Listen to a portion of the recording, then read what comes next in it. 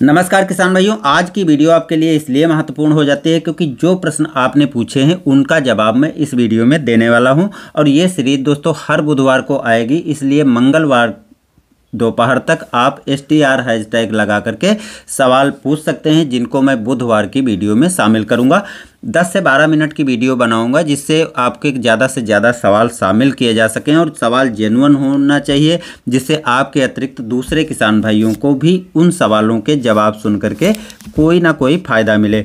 तो ऐसे ही सवाल आज की वीडियो में दोस्तों हम शामिल कर रहे हैं, इसलिए आप वीडियो पूरा देखिएगा और दूसरे भाइयों तक शेयर भी कीजिएगा, चैनल को सब्सक्राइब भी कर लीजिएगा और कमेंट आज भी करके STR हैशटैग लगा करके पूछ सकते हैं, जिसको मैं अगले बुधवार के वीडियो में शामिल करूंगा। ये सीरीज मैं पहले चालू किया था, लेकिन आपके अच्छे रिस्पांस ना आने के कारण मुझे बंद करना पड़ा। अब दोस्तों कुछ ऐसे सवाल आते हैं, थोड़े बहुत आते हैं, लेकिन ऐसे आते हैं जो दूसरे किसान भाइयों को काफ़ी हेल्प कर सकते हैं। तो चलिए दोस्तों हम पहला सवाल लेते हैं। पहला सवाल है, पंप कैसा चल रहा है और बैटरी बैकअप कितना है अब तक इसका।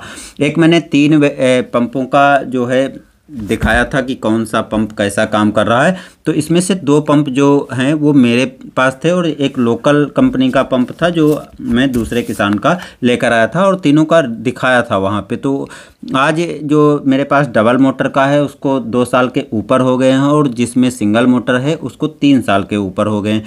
इतना लंबा टाइम होने के बावजूद जो सिंगल मोटर वाला है वो 20 स्प्रे पंप निकाल देता है और जिसमें 18 लीटर पानी आता है। 20 लीटर पानी जिसमें आता है वो डबल मोटर वाला है। मैं डबल मोटर पे फुल चार्ज पे चलाता हूँ तो 12 से 13-14 स्प्रे मैं कर लेता हूँ और यदि मैं सिंगल मोटर पे चलाता हूँ तो 22-23 स्प्रे मैं कर लेता हूँ। तो आपको जवाब मिल गया होगा कि कौन सा स्प्रे पंप कैसा चल रहा है। तो आज भी दोनों अच्छी कंडीशन में ठीक ठाक वर्क कर रहे हैं और कोई भी चीज़ मेरी दोबारा नहीं पड़ी है, बैटरी भी दोबारा अभी नहीं पड़ी है, अच्छे से वर्क कर रही है। दूसरा सवाल किसान भाई ने पूछा है, वाटर के कारण येलो हो गया है, क्या करूं सर। यानी गेहूं जो है वो अधिक पानी के कारण पीला हो गया है। तो देखिए किसान भाइयों, मेरा भी गेहूं पीला हो गया क्योंकि मैं इस बार जो सिंचाई कर रहा था तो लाइट बार बार कट हो रही थी, जिसके कारण एक्स्ट्रा पानी मेरे खेत में भर गया। तो पीला होने के बाद आपको ज़्यादा घबराने की ज़रूरत नहीं, बस कुछ उपाय कर लेने हैं। एक तो जो उर्वरक आप यूरिया टॉप ड्रेसिंग करते हैं तो यूरिया के साथ आप जिंक जरूर यूज कीजिए। सल्फ़र वाली यदि जिंक है तो सल्फ़र वाली यूज कीजिए, नहीं तो आप 90% वाला सल्फ़र भी 1 किलो या 2 किलो प्रति एकड़ साथ में मिला लें और उसको साथ में मिला करके डाल दें। 8 से 10 दिन के बाद देखें कि यदि पीलापन कम हो रहा है तो आपको अलग से कुछ करने की ज़रूरत नहीं है। यदि पीलापन उसी तरह का है तो अच्छा है कि जो नैनो DAP आती है इसको स्प्रे कर दीजिए। इसको स्प्रे कर देंगे तो नाइट्रोजन और फास्फोरस की पूर्ति हो जाएगी और अच्छे से गेहूं चलने लगेगा। लेकिन इसी के साथ यदि कोहरा पड़ रहा है, टेम्परेचर डाउन है, पाला पड़ रहा है, तब पौधे में फंगस लगने का खतरा रहता है। तो यदि फंगस लग रहा है तो फंगस के रोकथाम के आप उपाय कर लीजिए।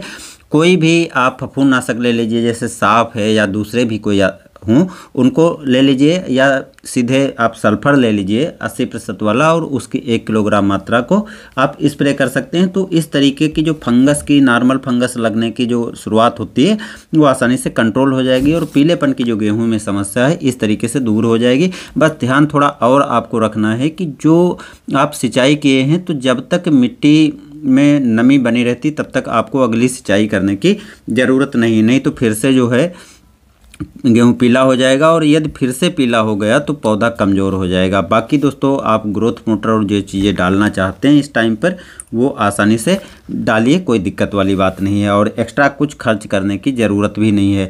इसकी जगह पर जो DAP मैंने बताया है तो इसकी जगह पर अगर नहीं मिलती है तो 19-19-19 को भी आप स्प्रे कर सकते हैं।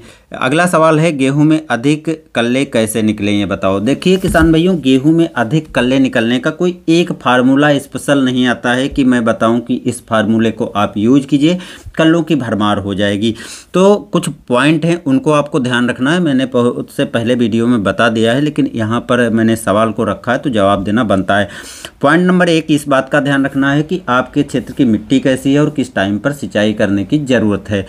ज़रूरी नहीं कि आप 20-25 दिन पर सिंचाई कर दें, जिस टाइम पर आवश्यकता हो उस टाइम पर सिंचाई करेंगे तो आपके खेत में कल्लों की संख्या अधिक बढ़ेगी, क्योंकि यदि पर्याप्त नमी है उस टाइम पर लगा देते तो मिट्टी टाइट हो जाएगी, जड़ नहीं विकसित होगी। देखिए जितनी अच्छे से जड़ विकसित होगी, जितना अच्छा पौधा ग्रोथ विकास करेगा, नीचे मिट्टी में जो उर्वरक दिया हो आसानी से जड़ों के माध्यम से ले पाएगा और पौधे तक पहुंचा पाएगा, तो उतने ही पौधे अच्छी तरह से ग्रो करते हैं। अब इसी दौरान में बीच में खरपतवार भी हो जाते हैं, कुछ कीट रोग लग सकते हैं, तो उनको भी आपको दूर करने के उपाय करने हैं। यदि आप किसी तरह की लापरवाही करते हैं, खरपतवार नाशी नहीं डालते हैं या कीट रोग बीमारी जो लगे हैं उनका नियंत्रण नहीं करेंगे, तब भी जो है कल्ले की संख्या इतनी अच्छी नहीं निकलेंगे। बहुत से किसान भाई क्या हैं कि पहले उर्वरक बुआई के टाइम NPK डालते हैं, दोबारा पहली सिंचाई करने पर फिर डालते हैं। भाई एक्स्ट्रा खर्च करने से ये मतलब नहीं है कि कल्लों की संख्या 2 गुनी 4 गुनी बढ़ जाएगी। ये सब करने के बावजूद भी आप देखते होंगे बहुत से खेतों में कल्ले निकलते ही नहीं। तो बस आपको उर्वरकों के, पोषक तत्वों के, माइक्रोन्यूट्रिएंट्स की समय पर पूर्ति करना है, जिससे पौधे में इन तत्वों को मिलना जरूरी है। पौधे की ग्रोथ विकास आसानी से होगी और जड़ जितनी अच्छे से बनेगी, जितने अच्छे से पौधा ग्रोथ विकास करेगा, कलों का फुटाव ऑटोमेटिक उतना अच्छा हो जाएगा। बाकी आप ग्रोथ प्रोमोटर स्प्रे करें। ग्रोथ प्रोमोटर स्प्रे करने से क्या है, जो एक्स्ट्रा हाइट बढ़ रही होती है उसको कंट्रोल कर लेता है और जड़ें बढ़ाता है ग्रोथ प्रोमोटर, और इसमें माइक्रोन्यूट्रिएंट्स आदि होते हैं, तो इस कारण से ये अच्छे से काम करती है और कल्ले का फुटाव भी कुछ हद तक बेहतर हो जाता है। बाकी ये सोचो कि ग्रोथ प्रोमोटर डाल करके या कोई स्पेशल टॉनिक डाल करके आप 25-30 कल्लों की संख्या एक्स्ट्रा बढ़ा लेंगे, तो ऐसा दोस्तों कुछ नहीं है। तो बस नॉर्मल से ये उपाय हैं। सिंचाई का ध्यान रखना है, उर्वरकें आप किस तरीके से दे रहे हैं उन चीज़ों का ध्यान रखना। जो माइक्रोन्यूट्रिएंट्स ग्रोथ प्रोमोटर हैं उनको आप अपने खेत के अनुसार देख करके, यदि ग्रोथ विकास कहीं कमज़ोर दिखाई पड़ रहा है तो पूरा करके आसानी से कल्लों की संख्या को बढ़ा सकते हैं। अगला सवाल एक किसान भाई ने पूछा है, भाई यो चूहा का पेटेंट इलाज बताओ। देखो चूहा का पेटेंट इलाज यही है कि जो चूहा मार दवाएं आती हैं इनको आप कुछ तरीके, बेहतर तरीके हैं, उस तरीके से रख देंगे तो चूहा खा करके मर जाएंगे। जो कांच के ये आपके बल्ब आते हैं बिजली के, उनको पीस करके और उनमें भी दिया जा सकता है। कुछ ऐसे उपाय हैं जो अच्छे से काम करते हैं, तो मैंने पहले ही वीडियो इस पे बना रखे हैं, तो वो वीडियो भी आप देख सकते हैं। और बाकी चैनल को सब्सक्राइब कर लेना, बेल आइकन दबा कर रखना, जिससे आने वाली वीडियो आपको मैं अच्छी अच्छी चीज़ें जो अच्छे से चूहा को कंट्रोल कर लेती हैं, उसमें कुछ उपाय भगाने वाले होंगे, तो कुछ उपाय जो है चूहा यदि खाएगा तो मर भी सकता है। तो दोनों उपाय होंगे, जो आप करना चाहें वो उपाय कर सकते हैं। तो वीडियो जल्दी ही वो आपको अच्छे से मिल जाएगी। इस वीडियो में अगर हम इसके उपाय बताने बैठेंगे तो बहुत लंबी वीडियो हो जाएगी।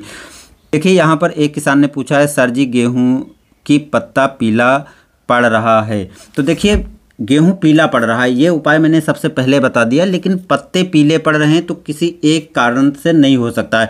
बहुत से कारण होते हैं। देखो माइक्रोन्यूट्रिएंट्स की कमी हो सकती है, उर्वरक की कमी हो सकती है, किसी अन्य पोषक तत्व की कमी हो सकती है, फंगस लगा हो सकता है, सिंचाई आप गहरी कर दिया है, पानी ज़्यादा हो गया, तो कई कारण हो सकते हैं जिसके कारण पत्ते पीले हो सकते हैं।